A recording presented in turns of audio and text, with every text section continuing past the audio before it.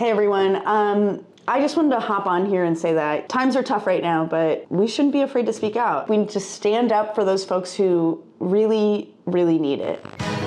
Women talking.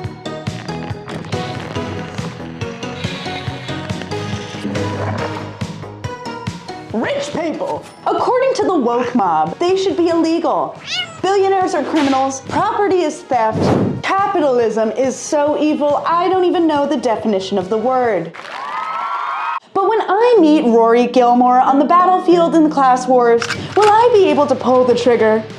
Will you? Of course not, because she's a fundamental piece of society. She can't help that she's got institutional wealth. She's got to choose which brunette boy to kiss this week. Hey, woke mob, you might not like it, but we need rich people. Without them, who would we watch on TV? Oliver Twist, Tiny Tim, Two Broke Girls reboot starring Oliver Twist and Tiny Tim? Yawn.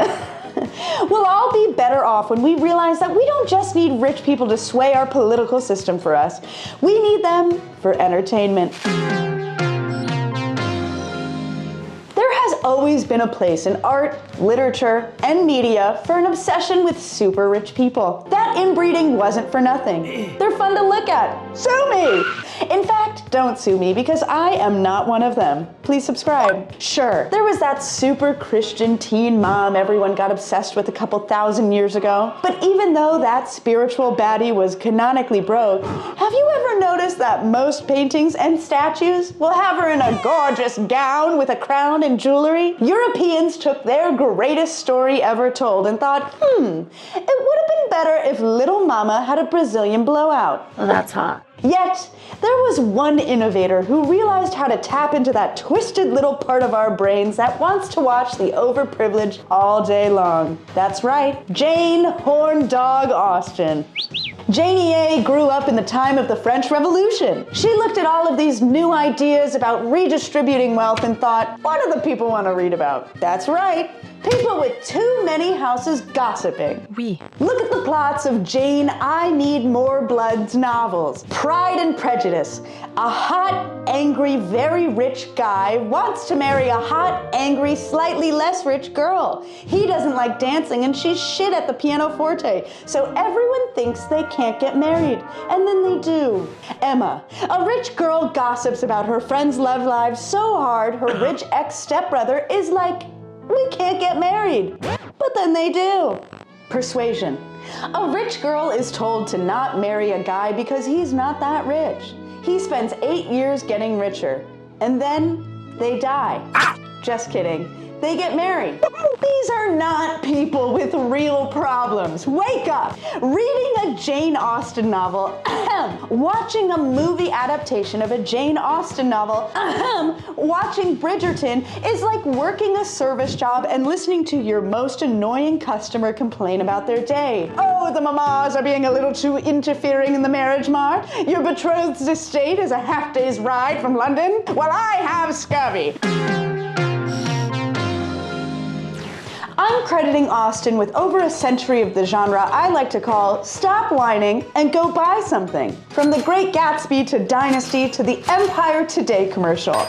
If you're a similar age to me, 16, you may not have realized it, but rich people raised you. Not in the boring teacher or babysitter sense, those suckers were way underpaid, but through the noblest form of child rearing of all, teen-targeted television. We tried out Little Women when we were children, and we learned Louisa May Alcott's valuable lesson. If you're poor, your sister will die.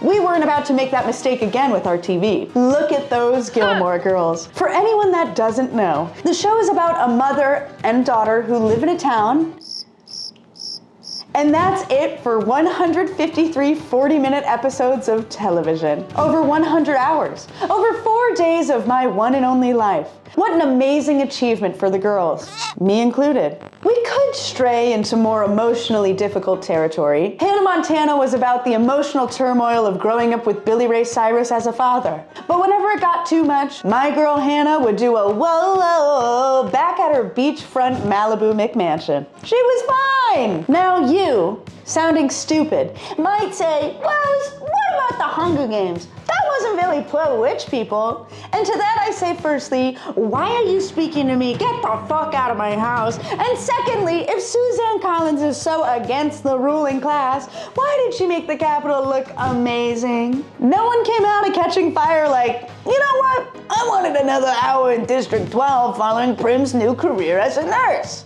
We were watching for President Snow and his wet, rich mouth. This amazing portfolio of media softened our brains up enough to be ready for the real heavy hitters. Reality TV. Kardashians. Housewives. Kardashian housewives. Realtors, Mormon housewives, Mormon realtor housewives, Mormon realtor housewives selling property to Kardashian realtor wives. Oh shoot, I'm not caught up, no spoilers. I watch these blonde women wear their loud shoes in their white kitchens like it's Cocomelon. Their problems are so minor, they have to add all those sound effects so you know whether or not it's a big deal. And it works. You do start caring. Brenda needs to get a definite $3 million over the asking price offer on the Brentwood bungalow, or she won't be able to relax at her second husband's Botox party in Calabasas. At the end of the day, we need to keep watching these loaded weirdos. We don't want more working class representation on reality TV. Are you kidding me? The P.T. Barnum exploitation factory that is TLC proves to us that is one dark road. So my solution? Keep all these rich people dramas and reality TV shows and make them work for it. I want another series of Gilmore Girls, but I want them given the Succession treatment. I want Lorelai Gilmore hopped up on her caffeine to commit a hit and run. I want to watch Rory forced to play bore on the floor. Hang on, her rich, entitled love interest was called Logan? Gilmore Girls is a Succession prequel? I'm seeing the Real Housewives of Salt Lake City play red light, green light the Korean way. I'm seeing the Kardashian family sprinting for the cornucopia and the quarter quell. There's a reason that clip is so popular of Kourtney smacking Kim's head so hard into a wall it left the Shroud of Turin and makeup behind. Or not! After all, I'll keep watching regardless. And so will you sick fuck. Because you and I have no willpower. And our brains are so rotted to the core that we need to see tanned Republicans with real estate fighting at brunch at least once a week, or we'll get the shakes. And if all else fails, just broadcast a live stream of Kylie Jenner's net worth next to a photo of Blake Lively. That would still work for me, and I know sure as shit it would work for you. If you're one of those hard-hearted folks that will still hate rich people for the wealth they worked so hard to inherit, learn to love rich people the way they love their own children. Distantly and with a heavy degree of exploitation. This has been Woman Talking. I'm Rose Kelso, and I will be talking as a woman next time.